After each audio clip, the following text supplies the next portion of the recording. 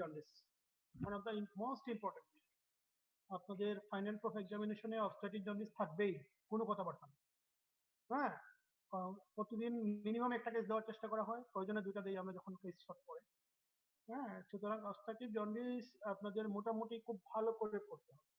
এটা দেখেন আমরা ক্লাসে পড়িয়েছি, লেকচার ক্লাসে পড়ানো হয়েছে, থার্ড ইয়ারে পড়ানো হয়েছে, এখন আমরা ফিফথ ইয়ারে এসেছি। অবস্ট্রাকটিভ জন্ডিস শুরু করার আগে আমাদেরকে কিছু বেসিক জিনিস জানতে হবে। আসলে আমাদের জন্ডিসের ক্লাসিফিকেশন কি।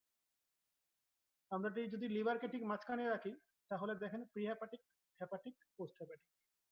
ঠিক আছে, এই ক্লাসিফিকেশন গুলো মনে আছে আপনাদের? কিগুলো পড়ানো হয়েছে আগে? হ্যাঁ, হ্যালো। জি স্যার। পোস্ট হেপাটিক যে জন্ডিস সেটাকে আমরা সাধারণত বলি অবস্ট্রাকটিভ জন্ডিস। অবস্ট্রাকটিভ মানে হচ্ছে ডিউ টু অবস্ট্রাকশন যে জন্ডিসটা ডেভেলপ করে। ঠিক আছে, এটাকে আমরা আর কি নামে ডাকতে পারি? অবস্ট্রাকটিভ জন্ডিসের আর কোনো নাম জানা আছে? Surgical jaundice. Very good. Why surgical jaundice, এটা বলতে পারবেন কেন সার্জিক্যাল জন্ডিস? কাউন্সিলের ট্রিটমেন্ট হিসেবে সার্জারির প্রয়োজন হয়। Very good. আসলে আমরা এই জন্ডিসটা চিকিৎসা দিয়েই হচ্ছে সার্জারি করে, বাকি দুইটা জন্ডিসের চিকিৎসা হচ্ছে কিভাবে? মেডিসিনের চিকিৎসা, ঠিক কিনা? হ্যাঁ, তাহলে ওই যেটাকে আমরা বলি মেডিকেল জন্ডিস, এটাকে বলি সার্জিক্যাল জন্ডিস। এখন একটা অবস্ট্রাকটিভ জন্ডিস আপনার কি কি কারণে হতে পারে আমাদের বেসিক থাকে, তাহলে আমরা আস্তে আস্তে আমরা কেসের মধ্যে ঢুকে যাব। কি কি কারণে অবস্ট্রাকটিভ জন্ডিস হতে পারে আপনাদের কি কেউ শেয়ার করবেন? একটু বলা শুরু করবেন।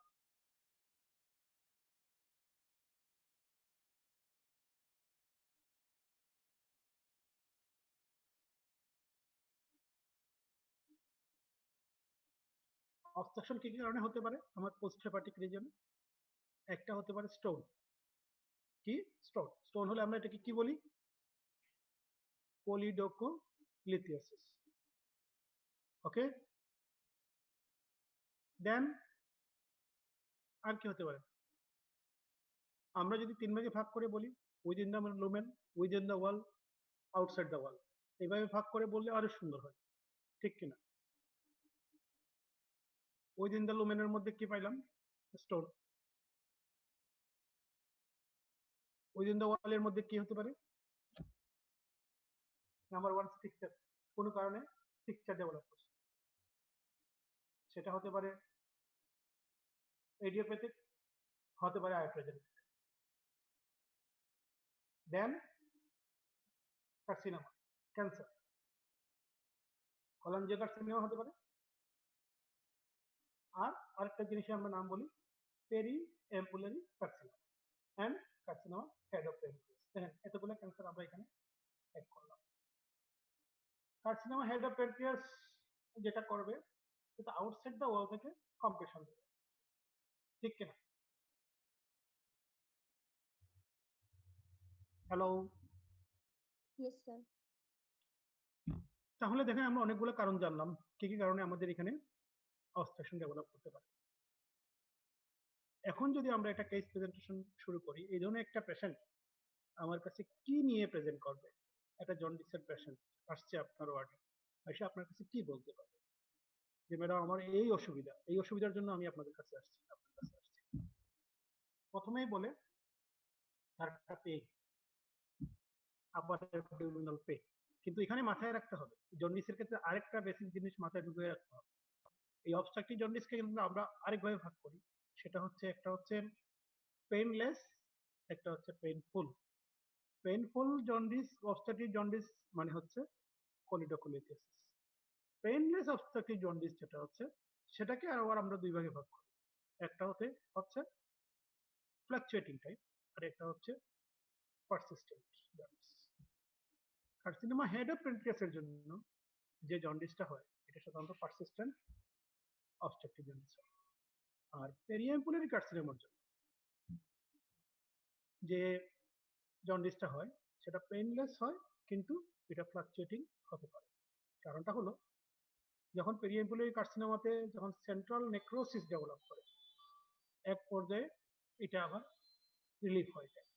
রিলিফ হওয়ার পরে এই পেশেন্টটা তখন যখন আমাদের কাছে আসে এটা কিন্তু একটা কমন কমপ্লেনের কথা বলে, একটা হিস্ট্রি দেয়, মেলেনার হিস্ট্রি, হিমাটোমাইসিস হবে না কিন্তু মেলেনা হতে পারে এই patient। তাহলে এই বেসিক জিনিসগুলো মাথার মধ্যে ঢুকায় কিন্তু আমাদেরকে আমাদের হিস্ট্রিটা সাজাতে হবে, গুছাতে হবে। একটা পেশেন্ট আসছে, জন্ডিসের পেশেন্ট, সে এসে বলতে পারে, পেইনফুলও বলতে পারে, পেইনলেসও বলতে পারে। ধরেন আজকের আমাদের স্টাডির বিষয় হচ্ছে কোলিডোকোলিথিয়াসিস। আমরা কোলিডোকোলিথিয়াসিস স্টাডি। তাহলে প্রথমেই আমরা যদি চিফ কমপ্লেন কি বলতে পারি বলেন, একজন দুজন শুরু করেন। একটা কোলিডোকোলিথিয়াসিসের পেশেন্ট আপনার কাছে আসছে, এসে আপনাকে কি বলতে পারে যে আমরা স্যার আমার এই সমস্যা, একটা চিফ কমপ্লেন বলেন।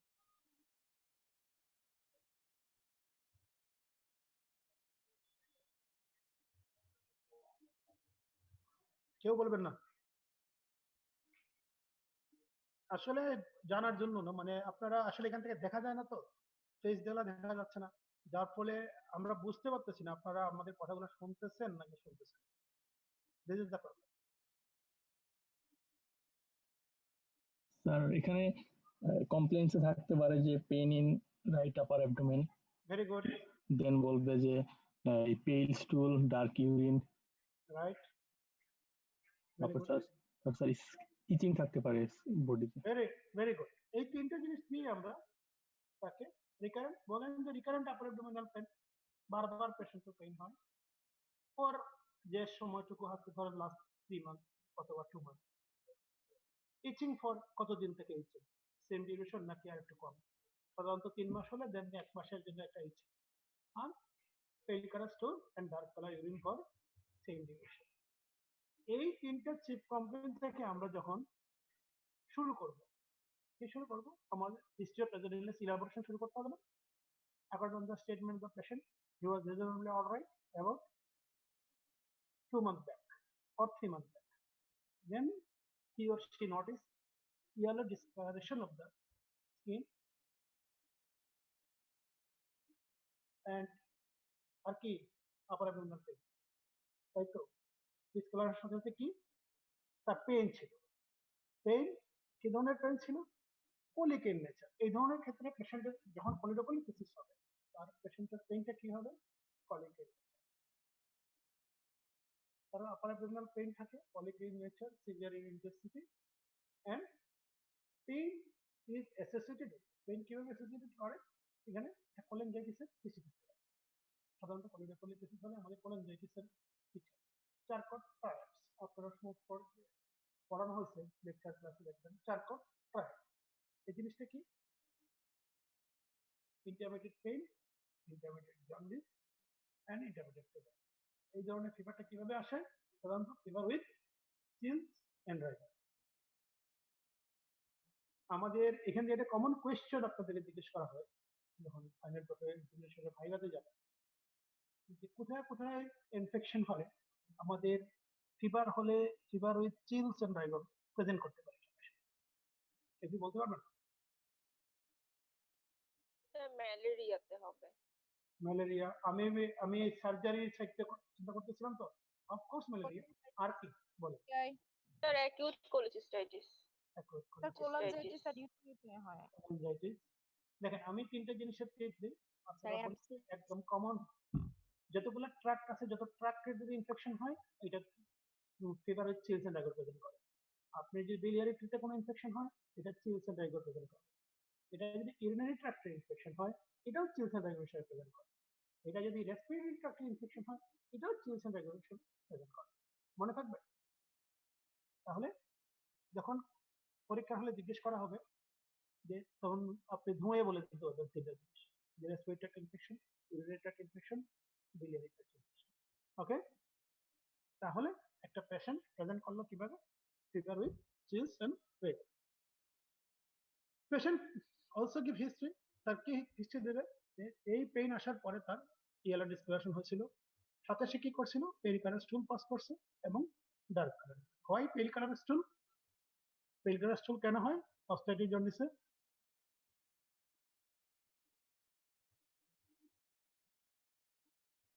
কারণ কি? Very good. আমাদের বাইল ডাক্টে অবস্ট্রাকশন, দ্যাটস মিন আমার কমন বাইল ডাক্ট বলেন হেপাটিক এখানে অবস্ট্রাকশন আছে, তাহলে বাইলটা আমার কোথায় আসতে পারতেছে না? ডিওডেনামে আসতে পারতেছে না। ডিওডেনামে আসতে পারতেছে না মানে আমার ফুড মেমোরিজে যেতে পারতেছে না। তাহলে আমার এই যে স্টার্কোবিলিনোজেন অথবা স্টার্কোবিলিন কোথা থেকে আসবে? এটা তো বাইরের একটা অংশ, এবং এটার জন্য আমাদের চুলের কালার হচ্ছে নাই, তাহলে পেল কালার। অপোজিট অ্যাকশনে কি যান, আপনি যখনই এটা ড্রেন করতে পারতেছে না, তাহলে কি হচ্ছে? ব্লাডের কনসেন্ট্রেশন বাড়তেছে। কিভাবে হচ্ছে? আমার post hepatic jaundice, that's mean এটা কি বিলিরুবিন কি কনজুগেটেড নাকি আনকনজুগেটেড? কনজুগেটেড। কনজুগেটেড। তাহলে এটা কি হবে? ব্লাডে যাবে। ব্লাডে গেলে আলটিমেটলি কি হবে? রেনাল এক্সক্রিশন হবে। রেনাল এক্সক্রিশন হলে ইউরিনে বেশি যাচ্ছে, বেশি যাচ্ছে মানে ডার্ক কালার ইউরিন হচ্ছে। ঠিক আছে? Clear?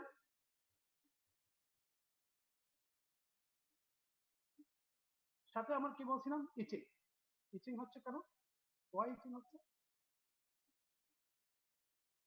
Deposition of the bile acid and bile salt. Bile salt. আমার নার্ভের ফ্রি নার্ভ এন্ডিং গুলোতে কি হচ্ছে? বাইল সল্ট ডিপোজিশন, যার জন্য আমাদের ইচিং হচ্ছে। কারণ বাইল সল্টটা কি হচ্ছে না, আমার ড্রেন করতে পারতেছে না। সাধারণত কি হয়, ইন্টেস্টাইন দিয়ে স্টুল হয়ে এসে বেরিয়ে চলে যায়। এখানে যেহেতু ইন্টেস্টাইন দিয়ে যেতে পারতেছে না, সে ব্লাডে কনসেন্ট্রেশন বাড়তেছে, ব্লাডে কনসেন্ট্রেশন বাড়ার জন্য সে ডিপোজিশন হচ্ছে। কোথায়? যখন ফ্রি নার্ভ এন্ডিং গুলোতে যাবে তখন এটা কি হবে? ইচিং করবে। ঠিক আছে? দেখেন তাহলে আর পরবর্তী স্টেপ কি থাকলো? এই ধরনের একটা পেশেন্ট, আমি পেশেন্ট যেহেতু আমি কলিডোকোলিসিস চিন্তা করতেছি, সেক্ষেত্রে আমি দুইটা জিনিস এখানে এক্সক্লুড করে দেবো। একটা হচ্ছে আমার তার ওয়েট লস আছে কিনা। এই ধরনের পেশেন্টের ক্ষেত্রে আমরা বলবো, যখন আমরা ক্যান্সার চিন্তা করবো, পেরিয়াপুলারি কার্সিনোমা অথবা কার্সিনোমা হাইড্রোফেরিয়াস, সেখানে আমরা বলতে পারি যে patient had mark weight loss anorexia. But এখানে আমরা এই ধরনের টার্ম বলবো না, আমরা বলবো পেশেন্টে তার বাউল এন্ড বার্ডার হ্যাবিটটা কেমন ছিল, তার কাফ হিমোপ্যাথিস চেস্ট পেইন সাধারণত থাকে না, মনে পেইন নাই, শেষ। তাহলে আমার সিস্টেমেটিক ডায়েট কোয়েশ্চেন শেষ হয়ে গেল। এই পয়েন্ট অফ ভিউ থেকে আপনাদেরকে হিস্ট্রি অফ প্যাথোজেনিসটাকে সাজায় ফেলতে হবে। আর যদি চিন্তা করেন এটা অবস্ট্রাকটিভ জন্ডিস যেহেতু কার্সিনোমা হাইড্রোফেরিয়াস বা পেরিয়াপুলারি কার্সিনোমা, সেক্ষেত্রে আপনার মার্ক ওয়েট লস আছে কিনা সেটা দেখতে হবে। আমরা সাধারণত বলি যে patient mark weight loss for last 6 months, patient anorexic, and যদি মেটাস্টেসিসের ফিচার থাকে সেক্ষেত্রে বলবেন cough haemoptysis present or not. এই হিস্ট্রি অফ প্যাথোজেনিস পর্যন্ত আপনাদের কোনো কোয়েশ্চেন আছে কিনা?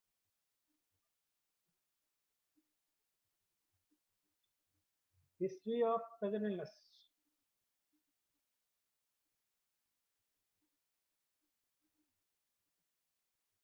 কিছু বলবেন, কেউ কিছু জিজ্ঞেস করবেন, করতে পারবেন।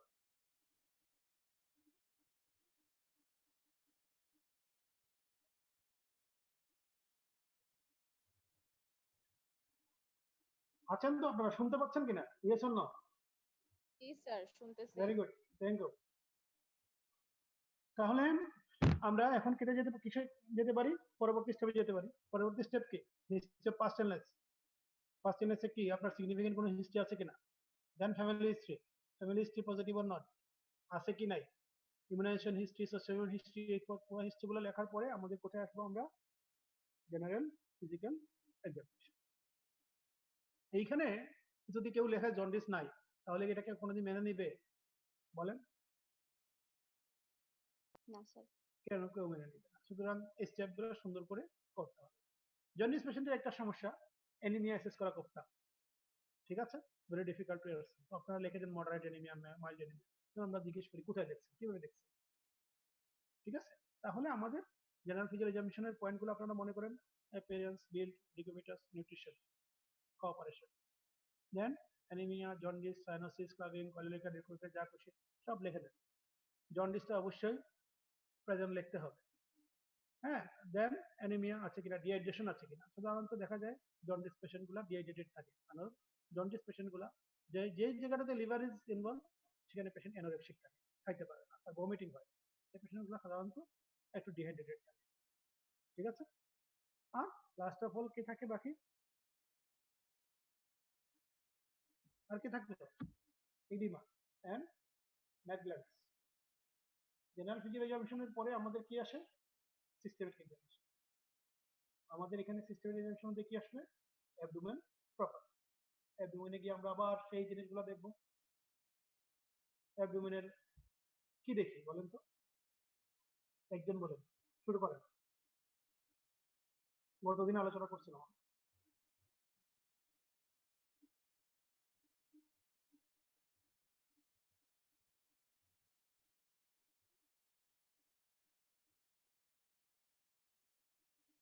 একটা পেশেন্টের প্রথমে অ্যাবডোমেন প্রপার এক্সামিনেশন করার আগে আমাদের কি করতে হবে? Proper exposure. প্রপার এক্সপোজার আমরা কি করি? মিড চেস্ট থেকে মিড থাই, কিন্তু আমাদের পক্ষে এটা সম্ভব না। আমরা আপ টু হার্নিয়াল অরিফিস আর এদিকে যতটুকু পারা যায়। কিন্তু তার আগে আমার একটা জিনিস অবশ্যই লাগবে, পেশেন্ট স্ক্রিনিং লাগবে।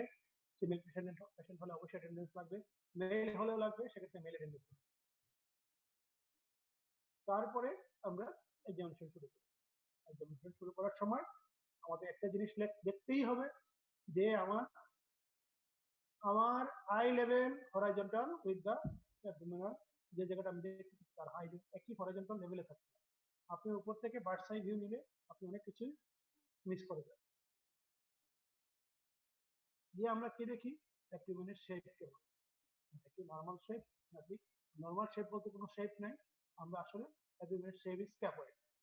স্ক্যাফয়েড মানে হচ্ছে দুই সাবকোস্টাল মার্জিন এবং দুই আইল্যাট টেস্ট, এটা আমরা দূর দেখতে পাবো, দেখতে অনেকটা নৌকার মতো, এই জন্য আমরা এটাকে বলি স্ক্যাফয়েড শেপ। ম্যাক্সিমাম এর ক্ষেত্রে গিয়ে দেখবেন এটা দেখা যায় না, slightly distended abdomen. Then position of the umbilicus, আমব্লিকাসের পজিশন সেন্ট্রালি প্লেসড, ইনভার্টেড নাকি ইম্পর্টেন্ট নাকি ট্রান্সফারসিভ, ওভারঅল কিনে কোনো পিগমেন্টেশন আছে কিনা, কার্ভ মার্ক আছে কিনা, এয়ার ডিস্ট্রিবিউশনটা কেমন, হার্নিয়াল অরিফিসগুলো ইনটেক্ট আছে। ইন্সপেকশনের পরে আমাদের কি শুরু হবে? আমরা দুই সাইড থেকে ইন্সপেকশন করব। একটা হচ্ছে তার, আমি যে পাশে দাঁড়ালাম রাইট সাইড থেকে, এন্ড ফুট এন্ড থেকে, দুই এন্ড থেকে আমি ইন্সপেক্ট করব। করার পরে আমার শুরু হলো পালপেশন। পালপেশনে গিয়ে প্রতিদিন আলোচনা করছিলাম দুই ধরনের পালপেশন, একটা সুপারফিশিয়াল পালপেশন, একটা ডিপ পালপেশন। পালপেশনে আমরা কি দেখি? Number 1 temperature, superficial tendency, superficial কোনো লাম্প আছে। দেন যদি আমার সুপারফিশিয়াল কোনো লাম্প মনে হয় আমার তার সুপারফিশিয়াল পালপেশনে, আমি ডিপ পালপেশনে গিয়ে সেটা কনফার্ম করব, তার অবস্থা নিয়ে। এন্ড ডিপ পালপেশনে একটা জিনিস আমরা করি, অর্গান পালপেশন। অর্গান পালপেশনের মধ্যে একটা হচ্ছে লিভার, আপনারা by this time liver palpation জানেন, কিডনি পালপেট করতে পারেন এবং লিভার পালপেট করতে পারেন। কিছু কিছু ক্ষেত্রে আমরা ইউরিনারি ব্লাডার পালপেট করি। এই পেশেন্টের ক্ষেত্রে যদি আমরা পালপেশনে যাই, আমরা কি পজিটিভ কি পাইতে পারি? একটা পলিডোকোলিটিসের পেশেন্ট,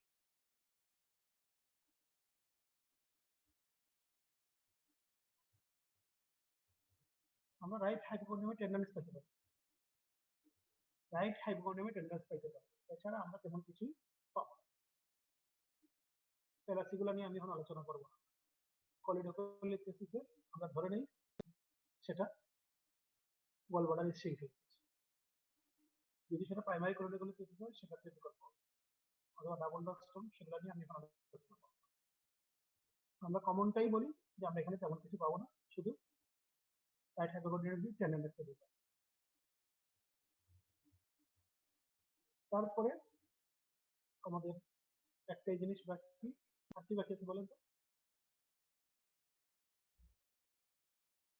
পালপেশনের পরে অসকালটেশন। অসকালটেশন এখানে আমরা তেমন কিছুই পাবো না, আমরা ফিউরাল বাউল সাউন্ড পাবো এন্ড ডিজিটাল একটা এক্সামিনেশন। সেক্ষেত্রে আমরা অনেক সময়ই সেটা করি না, যদিও করা উচিত। এতটুকু পর্যন্ত আলোচনা। আপনাদের কোয়েশ্চেন, এবার কোয়েশ্চেন করতে হবে, একজন দুজন কোয়েশ্চেন করতে হবে, বলে। স্যার অনেক ক্ষেত্রে দেখা যায় যে ওবেস পেশেন্টের অ্যাবডোমেনটা স্ক্যাফয়েড পাই না, তো সেই ক্ষেত্রে শেপ অফ দ্য অ্যাবডোমেন কি লিখবো আমরা? Slightly distended. Okay sir, thank you. তাই না? ম্যাক্সিমাম ক্ষেত্রে দেখবেন আপনার কোয়েশ্চেনটা একদম পারফেক্ট। স্ক্যাফয়েড আমরা কয়জনের ওয়ার্ডে গিয়ে দেখবেন আমরা স্ক্যাফয়েড কয়জনের পাই না। তাই না? একদম লিনিয়ান 10% ছাড় পাই না, তাই না? আর কি জানতে চান?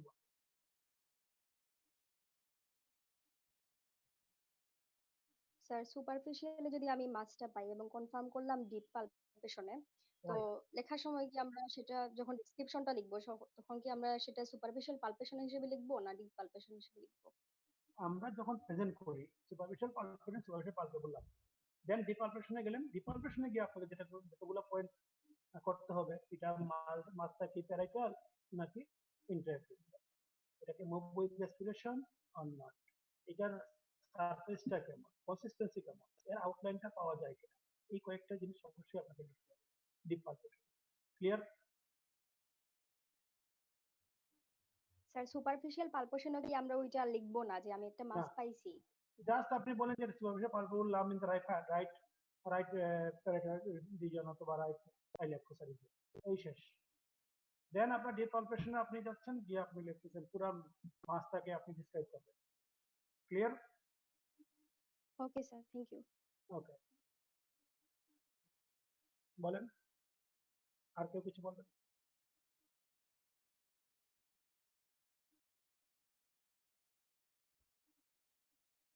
কোয়েশ্চেন করেন, কোয়েশ্চেন না করলে কিন্তু ক্লিয়ার হবে না। আমি বুক করে যাবো, আপনাদের কোনো লাভ হবে না।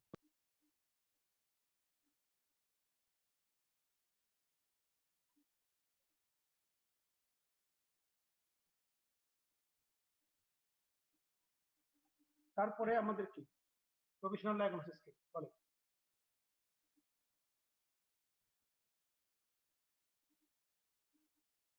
একজন কেউ বলেন প্রফেশনাল ডায়াগনোসিস কি বলবেন?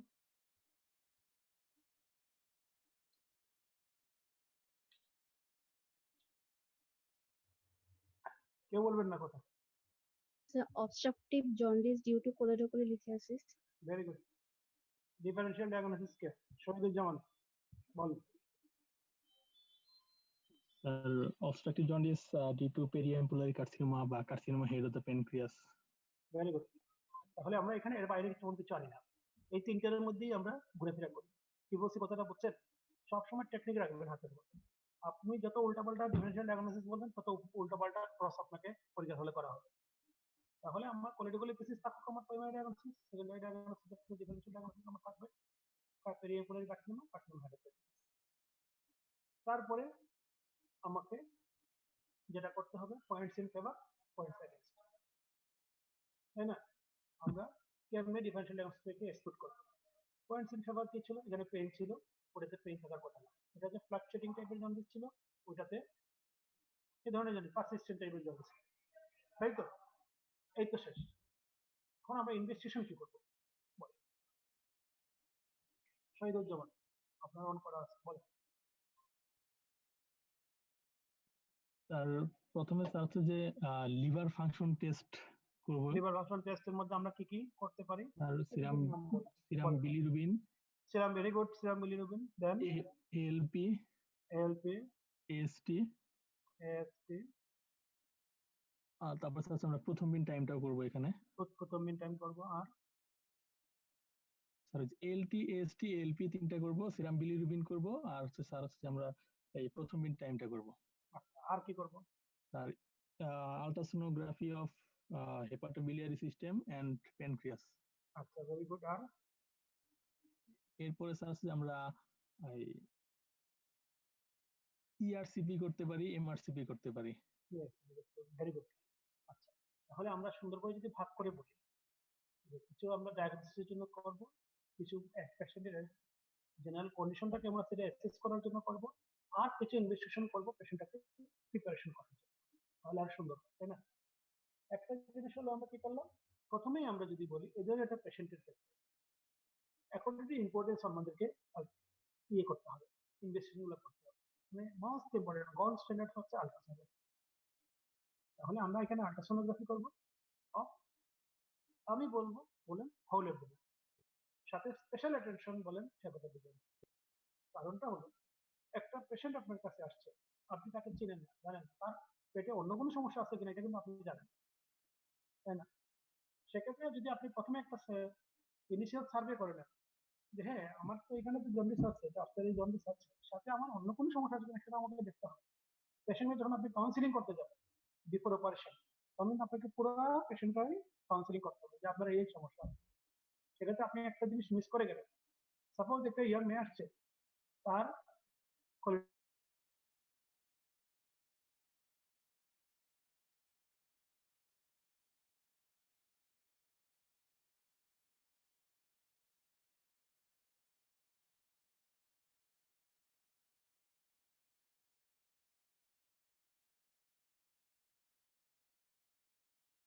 ডোমেন একটা করে নেওয়া, সাথে স্পেশাল অ্যাটেনশন দেন হেপাটোবিলিয়ারি সিস্টেম, তাহলে আমার একটা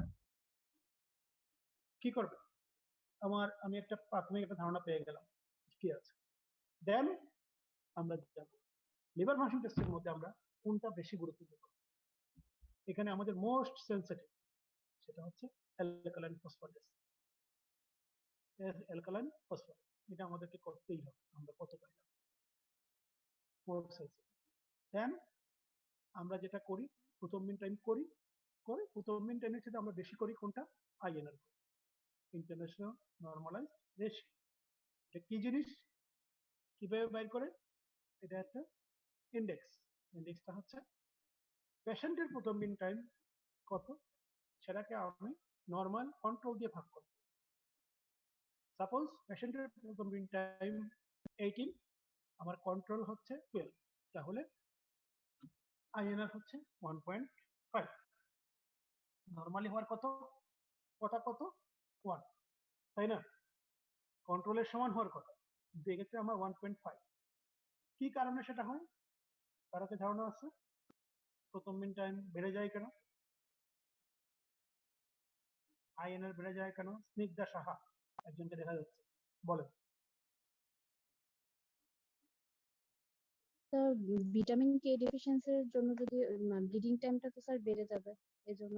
right, vitamin K dependent factor গুলা আমাদের কেন অ্যাবজর্পশন হচ্ছে না বলতে পারবেন? ওয়াই ভিটামিন কে অ্যাবজর্পশন হচ্ছে না কেন? বাইল তো যেতে পারছে না, যার ফ্যাট ইমালসিফিকেশন হচ্ছে না, অ্যাবজর্পশন হচ্ছে না, যখন ফ্যাট ডিপেন্ড যে ভিটামিন গুলো অ্যাবজর্ব পাচ্ছে না। হ্যাঁ, ফ্যাট সলিউবল ভিটামিন গুলো অ্যাবজর্পশন হচ্ছে না, তাহলে আসলে আমাদের এডিইকে এইটাই অ্যাবজর্পশন হবে না। কিন্তু আমাদের ব্লিডিং এর ক্ষেত্রে কে যেহেতু বেশি ইম্পর্টেন্ট, আমাদের এটাই বেশি গুরুত্বপূর্ণ। তো আমার কে অ্যাবজর্পশন হচ্ছে না। এখন কে অ্যাবজর্পশন না হলে আমরা এখানে কিভাবে এটাকে কারেকশন করতে পারি বলবেন? কে কথা বলতেছিলেন? অদিতি মনে হয় নাকি? কে কথা বলতেছিলেন? আপনাদের দেখা যাচ্ছে না। স্যার বৃষ্টি যে ইন্ট্রাভেনাসলি ভিটামিন কে মানে দিতে পারি। ভিটামিন কে আমরা দিব, আমরা কিভাবে কোন রুটে দিব? আমরা তো ভিটামিন কে দিতে হবে, আমরা কিভাবে দিব? আইএম দিব, আইভি দিব, কতটুকু দিব, কোনো ধারণা আছে? স্যার আইভি দিব। আইভি দিব, ভেরি গুড। কেন আইএম দিব না কেন?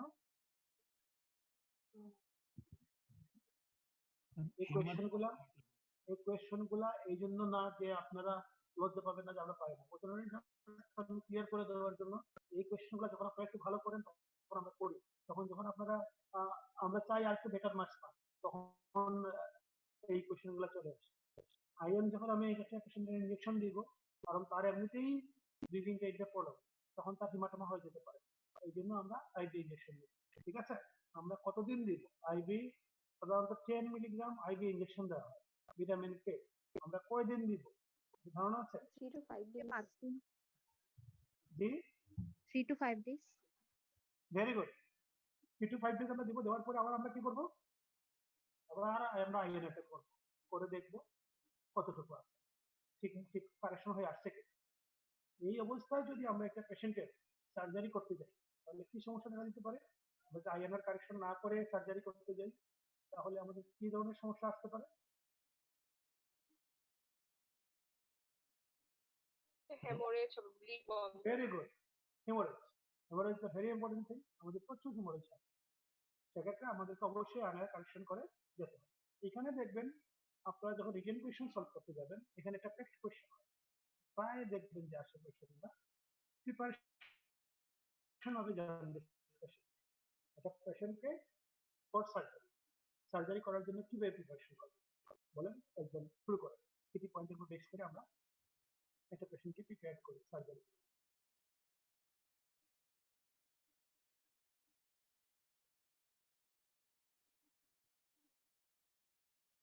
স্যার কারেকশন ফার্স্ট হচ্ছে স্যার কিছু ওই যে পেশেন্ট হেলথ ইমপ্রুভ করার জন্য correction hydration and electrolyte imbalance, তারপর স্যার কারেকশন অফ নিউট্রিশন করব, তারপর স্যার যদি কারেকশন অফ প্রোটিন টাইম,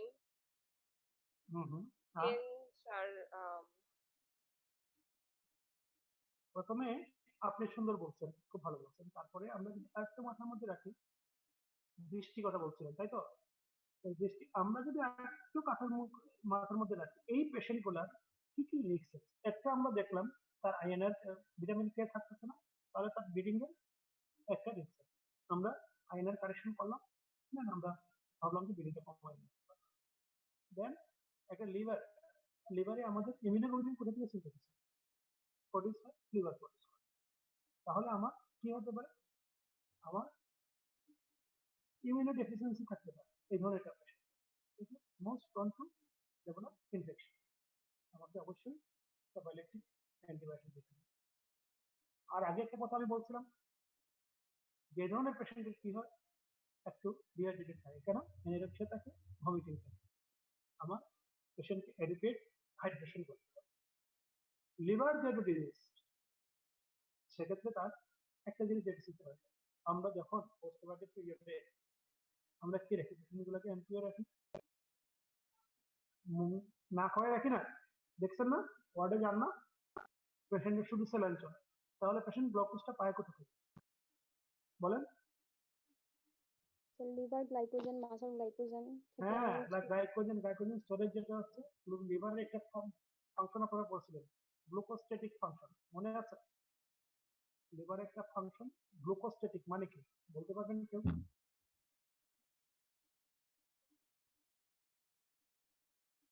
কোরি সাইকেলের মাধ্যমে হচ্ছে লিভারে হচ্ছে ল্যাকটেটটা হচ্ছে গ্লাইকোজেন হিসেবে স্টোর হয়। Very good.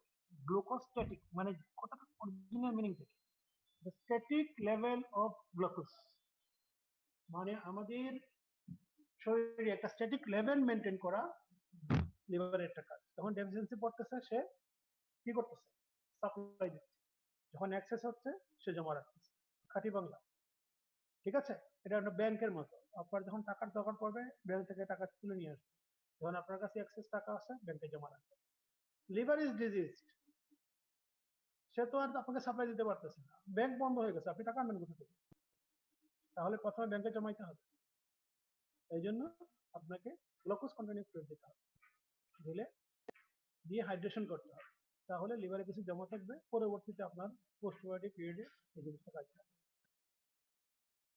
আর একটা জিনিস মনে রাখবেন, অ্যাডিকুয়েট হাইড্রেশন না হলে আমাদের কি হয়, ইউরিন আউটপুট।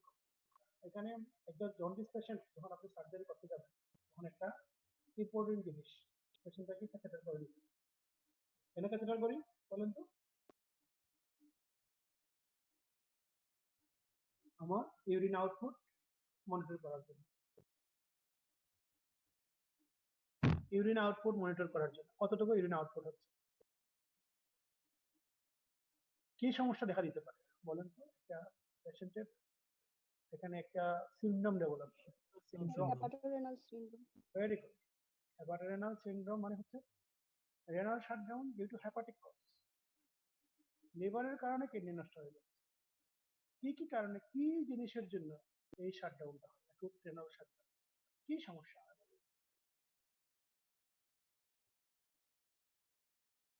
ইউরিন আউটপুট বন্ধ হয়ে যায়। আমরা মোস্ট সবচেয়ে বেশি চিন্তা করি কেন বলেন তো?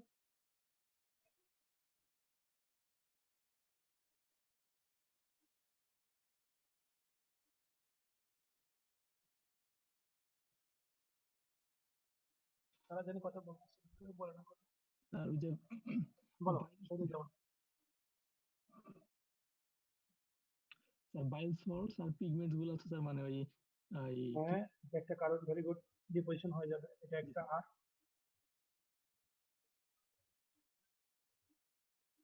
নাম্বার ওয়ান, আমরা যখন সার্জারি করতে যাই আমি গতদিন একটা কথা বলছিলাম, যেখানে স্ট্রেসিস সেখানে ইনফেকশন।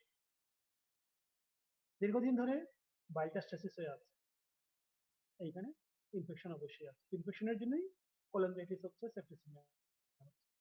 আমি যখন সিভিলিটা ওপেন করব, সাথে সাথে এ শাওয়ার অফ অর্গানিজম ব্লাডে চলে যাবে। যখন যাবে এন্ডোটক্সিন রিলিজ হবে, সেটা কি করবে? নাম্বার 1, ভেসোস্পাজম। ভেসোস্পাজম করলে কি হবে? রেনাল ব্লাড ফ্লো কমে যাবে। রেনাল নর্মালি হয়তো 30 ml যাচ্ছে, তখন 20 ml যাবে, 10 ml। একটা। 2 নম্বর হচ্ছে এই পেশেন্টটা ছিল আগে থেকে ডিহাইড্রেটেড, আমি অ্যাডুকেট হাইড্রেশন করি নাই, তাহলে ব্লাড ফ্লো আরো কমতেছে, সাথে এই বাইল পিগমেন্টের লোড, এই তিনটা জিনিস মিলে আমার একটু সাবধান। কি মনে থাকবে? শহীদুজ্জামান, রেসপন্স। জি স্যার, মনে থাকবে স্যার। স্যার এন্ডোটক্সিন রিলিজ হইলে তো ভেসো ডাইলেশন হওয়ার কথা। তো হ্যাঁ, ভেসো এখানে ডিসপ্লেসিয়া কেন? প্রাথমিকভাবে কি হবে? আমার সেপ্টিসেমিক যখন যাচ্ছে, আমার পেশেন্টের কি আছে? আপনি একটা জিনিস দেখবেন যে যখন আমাদের ইনজুরি হয় অথবা ব্লাড সাপ্লাই কমে যায়, বডি কিছু কিছু জায়গায় যখন ব্লাড ভলিউম যখন আমার শরীরে কমে যায়, কিছু কিছু জায়গায় কাট অফ করে, ব্লাড সাপ্লাই কাট অফ করে, কোথায় কোথায় কাট অফ করে? স্যার স্কিনে আর জিআইটি তে। প্রথমেই কিছু জায়গায় আমার কাট অফ করে দিচ্ছে। আপনি এই জন্যই আমরা কি করি দেখবেন, আমরা বলি একটা পেশেন্টের যখনই আসে, আমরা বলি যখন ডায়রিয়ার পেশেন্ট আসছে, আমি বলি ক্যাথেটার করো। ক্যাথেটার না করলে আপনি কিন্তু বুঝবেন না যে আপনার আউটপুট কিডনি কাজ করতেছে কিনা। কিডনি কাজ করতেছে না মানে হচ্ছে যে কিডনির সাপ্লাই কমাই দিচ্ছে, মানে ওখানে ব্লাড যাচ্ছে না। আমি কি যাইতে পারছি? আমি কি আর একটু ডিপে যাবেন? আপনি দেখেন, আপনি আর্কুয়েট আর্টারি আছে না কিডনি, মনে আছে সেগুলা? যার এতটুকু ডিপে যাওয়ার দরকার নেই। আমার বডির টার্গেট হচ্ছে কিছু জায়গায় ব্লাড সাপ্লাই কন্টিনিউয়াস মেনটেন করতে হবে, কিছু জায়গায় আমার ব্লাড সাপ্লাই না গেলেও চলবে কিছু সময়ের জন্য, কিছু জায়গায় যাওয়া এরকম ম্যান্ডেটরি। কিডনিতে সে যখন ব্লাড সাপ্লাইটা কমা দিচ্ছে, মানে হচ্ছে সে আউটপুট কমা দিচ্ছে, মানে আমার ব্লাডটা কি করবে? আমার ভলিউমটা বাড়াবে। আমার পেশেন্টটা ডিহাইড্রেটেড,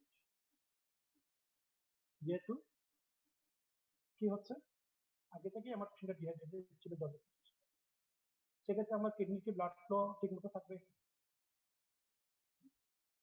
না কথা বলুন। জি না স্যার। কাট অফ করে দেবে, জিআইটি থেকে কিছু কাট অফ করে নিয়ে যাবে। আপনি দেখবেন আফটার মিল আমাদের টায়ার্ড লাগে না, আমরা যখন একটা হেভি মিল খাই, খাওয়ার পর টায়ার্ড লাগে মানে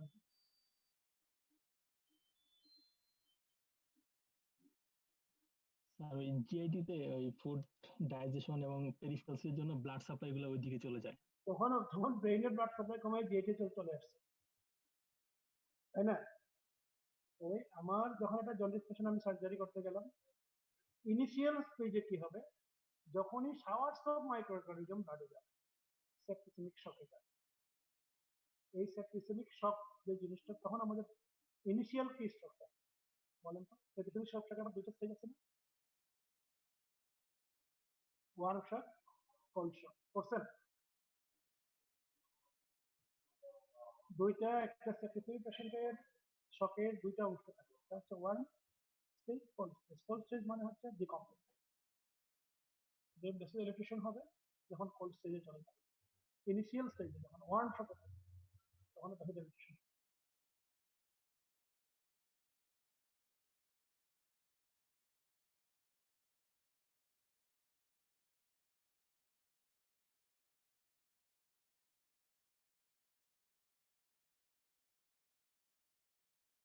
কে বলতেছিল? অদিতি বলতেছিলেন নাকি স্যার শহীদুজ্জামান? নাইমা। জি বলেন। স্যার হ্যালো, বুঝি নাই কি বলতেছিলেন। কোনটা বুঝেন নাই বলেন? স্যার মাঝখানে হচ্ছে আমার নেটওয়ার্কের প্রবলেম ছিল। আচ্ছা, ওকে। না, আমার সাথে কথা বললো কাজকে, যে বললো যে স্যার এন্ডোসেপসিস গুলো তো, আমি তো আপনার কথা মানছি, কিন্তু কখনো প্রেসিডেন্ট যখন এটা কোল্ড স্টেজ, কোল্ড শকে চলে যাবে, মানে ডিকম্পেনসেটেড যখন হয়ে যাবে, যখন কম্পেনসেটেড আর্লি স্টেজে ওয়ার্ম শক, দেন কোল্ড শক। ওকে, আর কেউ কিছু বলবেন?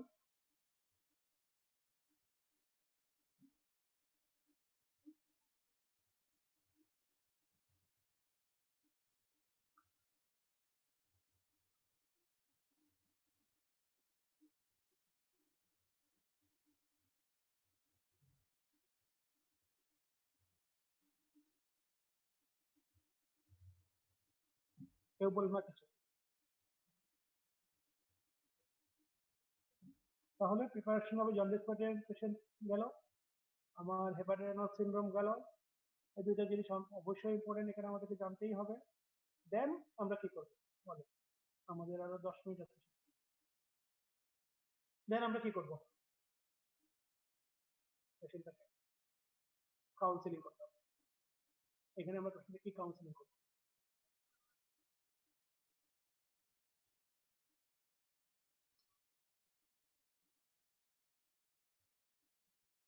অনামিকা সরকার, কথা শোনা যায়?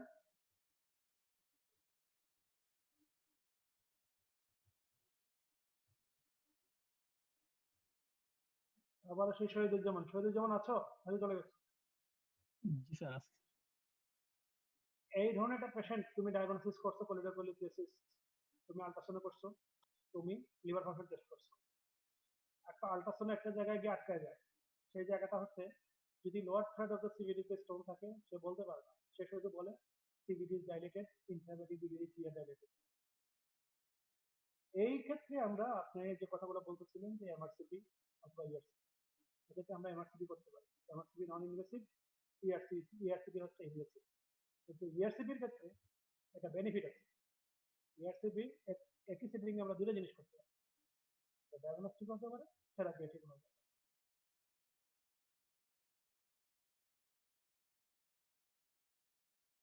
কাউন্সিলিং এর ক্ষেত্রে আমরা একটা পেশেন্টের কিছু কিছু জিনিস করি। নাম্বার 1, এই পেশেন্টটাকে কাউন্সিলিং করতে হবে, তার অরিজিনাল ডিজিজটা কি সেটাকে ডিসক্রাইব করতে হবে, যে আপনার এই অসুখটা হচ্ছে।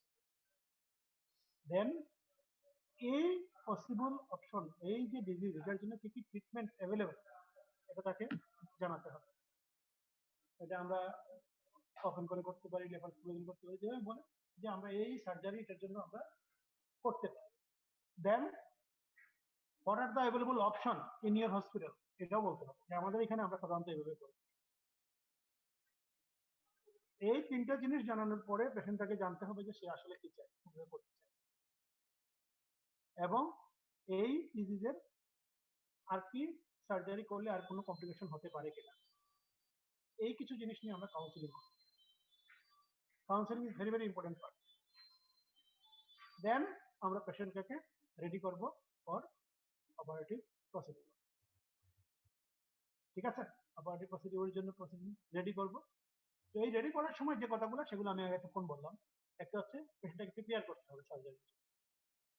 প্রিপেয়ার কিভাবে করব? আমি বলছি যে অ্যাডিকুয়েট হাইড্রেশন করতে হবে, গ্লুকোজ লেভেল বাড়াইতে হবে। আমার প্রথম মেন টাইম যদি বেশি থাকে আমরা কারেকশন করে নিয়ে আসতে হবে। এই পেশেন্টটাকে আমরা ভিটামিন কে দিছি, দেওয়ার পরেও কারেকশন হয় না, সেক্ষেত্রে আমরা কি করব? পেশেন্টটাকে, ধরুন একটা পেশেন্টের ক্ষেত্রে আমরা অবশ্যই একটা ফ্রেশ ব্লাড রেডি রাখবো। যদি ব্লিডিং অপারেশন, যদি কোনো ব্লিডিং শুরু হয়, সেটাকে আমরা ফ্রেশ ফ্রোজেন প্লাজমা যেন দিতে পারি। দেন আমি পেশেন্টটাকে সার্জারি করব।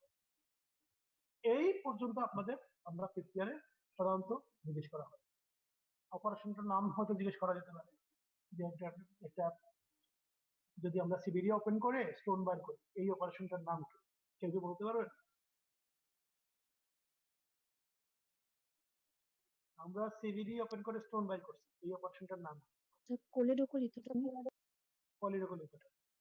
অনেক সময় এটা আপনারা অনেকেই বলতে পারেন, এটা কমন একটা জিনিস, এটা না পারলে স্যাররা মাইন্ড করে। আমরা ধরে নেই যে আপনারা হয়তো ওয়ার্ডে জানবেন। ঠিক আছে,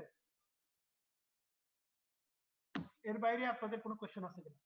অবস্ট্রাকটিভ জন্ডিস, কোলিডোকোলিথেসিসের জন্য অবস্ট্রাকটিভ জন্ডিস আমরা নেক্সট ক্লাসগুলোতে হয়তো প্লাটিনাম হাইড্রোক্সাইড গ্যাস করব, বলেই কাজ করব। এই একটুকুর মধ্যে আপনাদের কোনো কোয়েশ্চেন আছে? আমাদের 5 মিনিট সময় আছে, আমরা এটা নিয়ে ডিসকাস করতে পারি।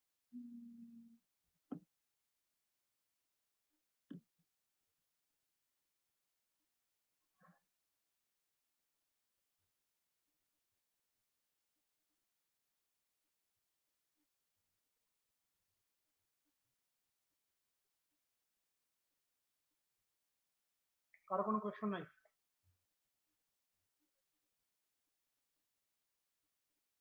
সবাই সব বুঝতে পারছেন?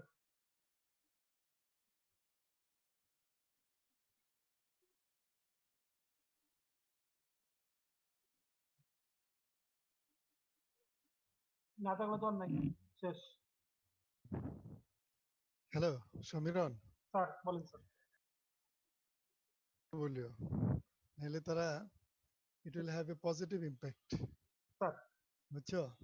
জি স্যার। সরি তোমার আমি ইন্টারফেয়ার করলাম। নো অফ কোর্স নট তোমার স্যার, আমি বলেন I sir. Have enjoyed your class. আমি আসলে ক্লাসগুলো এনজয় করি, আমার খুব ভালো লাগে। স্যার আমি এনজয় করি। তো ওই যে তুমি যেটা পড়াচ্ছিলে কাউন্সিলিং এ, স্যার যে আমরা একটু দেখাবো, তুমি যদি অনুমতি দাও। স্যার অবশ্যই স্যার, অবশ্যই স্যার। আচ্ছা, তাহলে আমি একটা তোমার একটা স্ক্রিন শেয়ার করা যায় কিনা দেখি তো। স্যার যদি করা যায়। হ্যাঁ, আসছে আসছে স্যার, তোমার স্ক্রিনে। জি স্যার আসছে স্যার।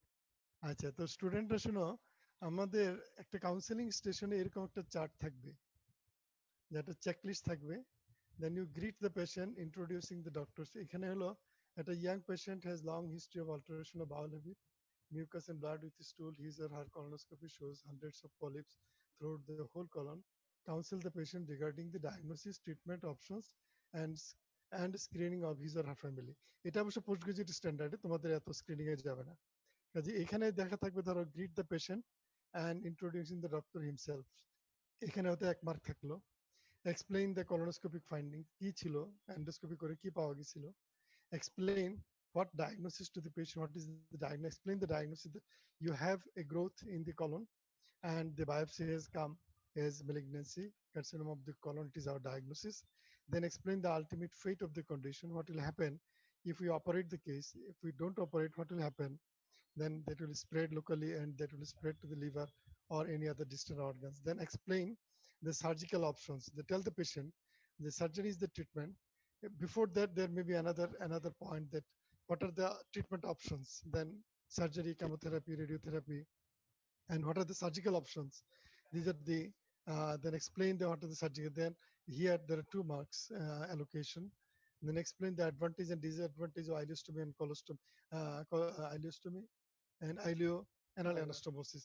এটা কিন্তু it is a postgraduate standard question, but আমি just একটা example দেখাচ্ছি, that maybe at one point that you advantage, what will happen if the patient has an ileostomy, and if the patient doesn't have an ileostomy, what will happen. Then explain which of the relatives are to be screened. এটা হলো it is a postgraduate standard, but this will be there is a checklist like this, যেটা থাকবে তোমার একজন one of your teacher will act as a role player and another teacher will do marking, and here he will put just tick tick tick tick tick, and then they will compile the mark depending on the mark allocation by the moderator. Okay, clear? সমীরণ, আমি তোমাকে disturb করলাম, but I have enjoyed your class. আমার খুব ভালো লাগছে তোমার class. তোমার class আমি এনজয় করেছি। আমি রিয়েলি এনজয়েড ইউর ক্লাস। আমি স্টপ করে দিচ্ছি। তো দিস ইজ দ্য, এরকম একটা চেকলিস্ট থাকবে to counsel the patient. Thank you Samiran. Okay sir, thank you sir.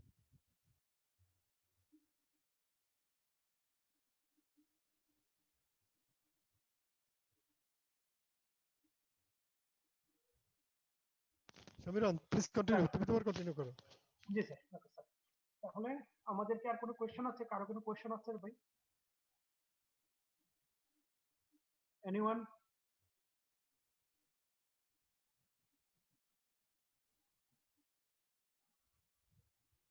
Sir question নেই মনে হয় স্যার কারো আর। তাহলে না থাকলে আজকে আমরা এখানে স্টপ করলাম। যদি পরবর্তীতে কোনো কোয়েশ্চেন থাকে তার সমস্যা যোগাযোগ করতে পারে, কোনো সমস্যা নেই। আর নেক্সট ক্লাসের আমরা শিডিউল দিলে আমরা সেই শিডিউল অনুযায়ী ক্লাস হবে। Okay, thank you everyone.